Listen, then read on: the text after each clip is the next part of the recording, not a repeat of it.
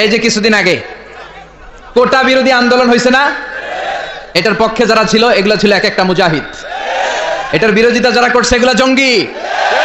নিরাপদ সড়কের জন্য যে ছেলেগুলো, দামাল ছেলেগুলো রাস্তায় নেমেছে এক একটা মুজাহিদ।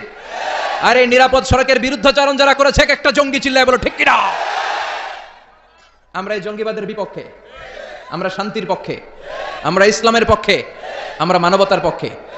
বিশ্বনবী যখন কোনো যুদ্ধে যেতেন, বিশ্বনবী তার chief of the military, chief of the ব্যাটালিয়নকে বলতেন, খবরদার, যে এলাকায় অ্যাটাক করবা ওই এলাকার কোনো বৃদ্ধ বৃদ্ধার গায়ে হাত তোলা যাবে না।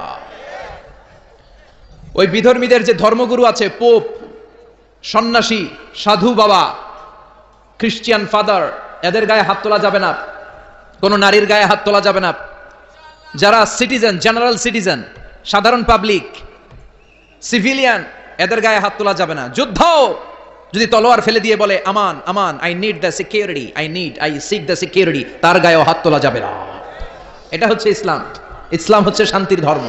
এজন্য আমরা চাই আমার দেশে শান্তি আসুক। আমরা দুর্নীতি চাই না, আমরা ঘুষ চাই না। চিল্লা এখন ঠিক কিনা? ইসলাম হচ্ছে এমন ধর্ম যেটা শান্তি বিলায়। ইসলাম হচ্ছে এমন ধর্ম যেটা মানবতার কথা বলে। আর না বুঝে না জেনে এক শ্রেণীর লোক এই ইসলামের বিরোধিতা করে।